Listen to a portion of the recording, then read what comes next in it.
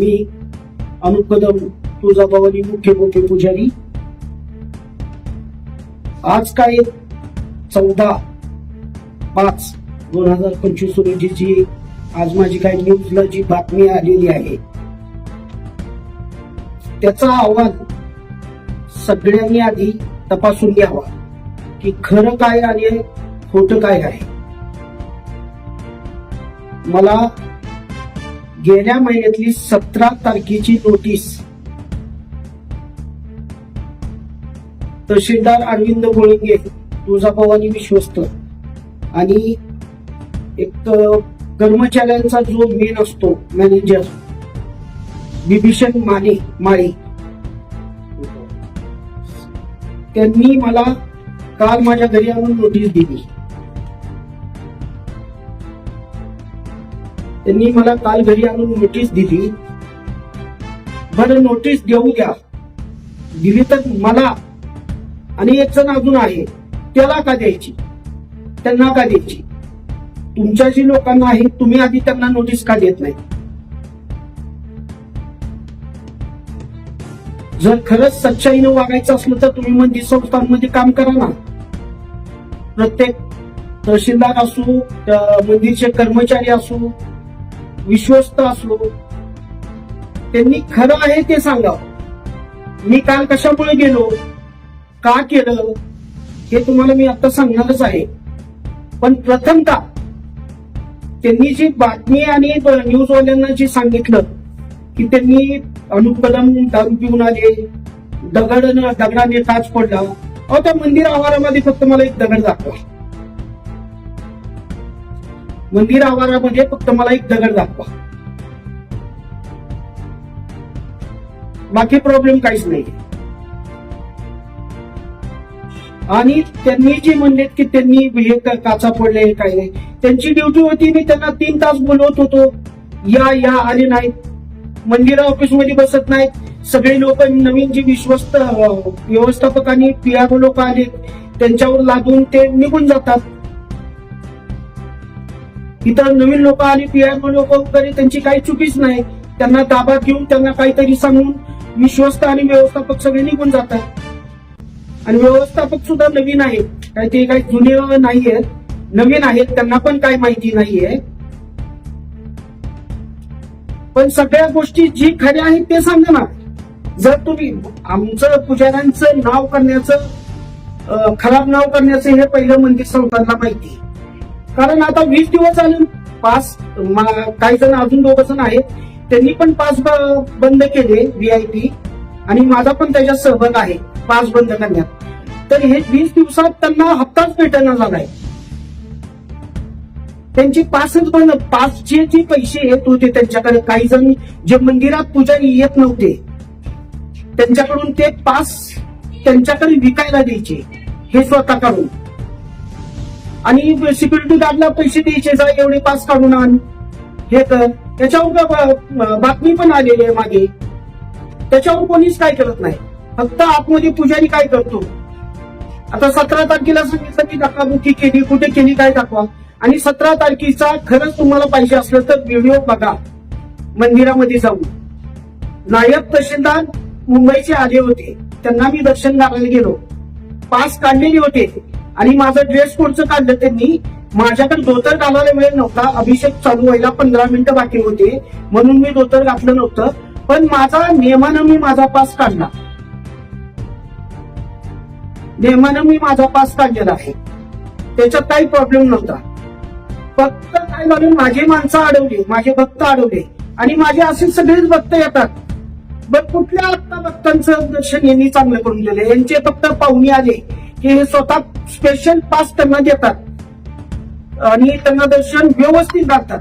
आणि बाकीचे पुजाऱ्यांचे किंवा बाकी पोलीस स्टेशनचे असू द्या, पोलीस कर्मचाऱ्याची माणसं असू द्या, SP ऑफिसची माणसं असू द्या, DYSP साहेबांची माणसं असू द्या, किंवा पुजाऱ्यांची माणसं असू द्या, त्यांना व्यवस्थित दर्शन कोणी देत नाही. फक्त यांची पाहुणे आली की यांच्यातर्फे स्पेशल पास.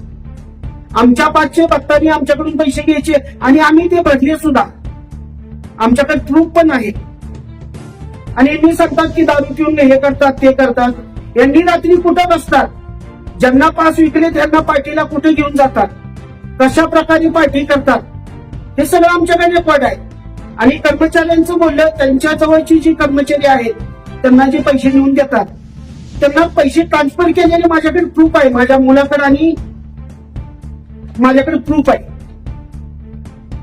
एक वेळेस हा मित्र माझी कंटिन्यू सोबत असतो, मित्र नाही भाऊच आहे हा, सोबत असतो. याला पण काहीतरी अडवून विचारतात की आम्ही कुठे आहेत, मला एवढे पैसे पाहिजे, नाही तर तुमची माणसं सोडणार नाही.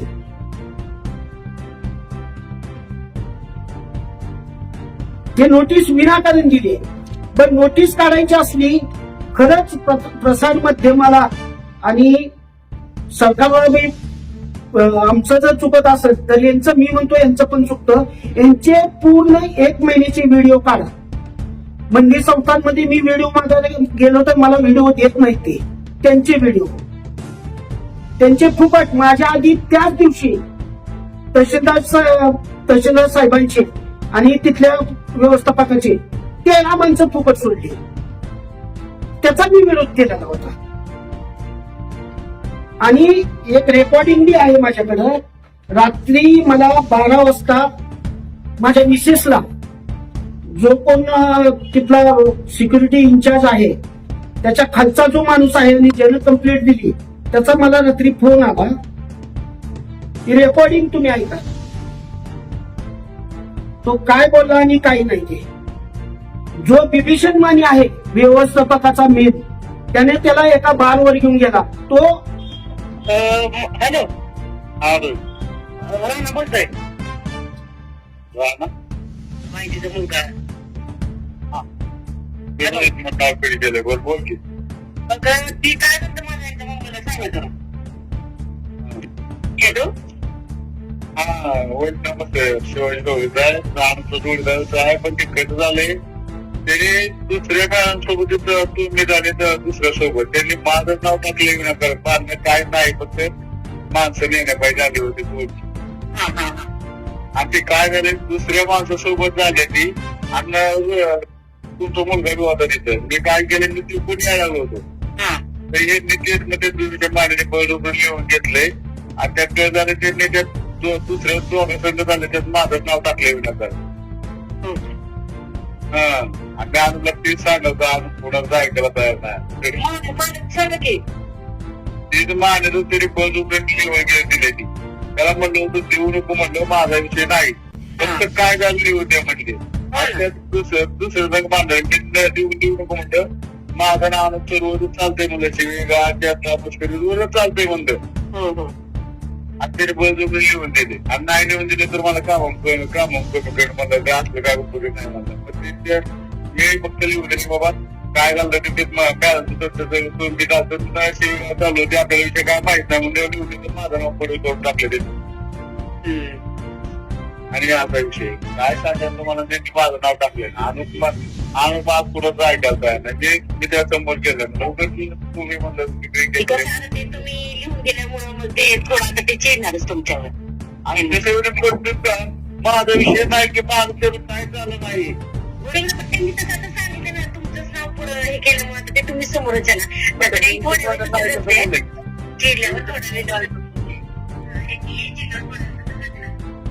हे आहे मंदिरच्या जो ज्याच्याकडून लिहून घेतलंय त्याला दाब देऊन तू अनुबद्दल लिहून दे, नाहीतर तुला कामावरून काढण्यात येईल. विनाकारण त्या बिभीषण मानेला मी पैसे दिले नाही.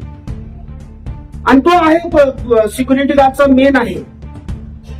त्याचं जर सगळं काढायचं म्हणलं तर मला तर वाटतं हे जे कालचं प्रकरण माझ्याकडून झाले ठीक आहे, एक प्रकारे माझ्याकडून थोडीफार चुकी झाली, दिलगिरी व्यक्त करतो.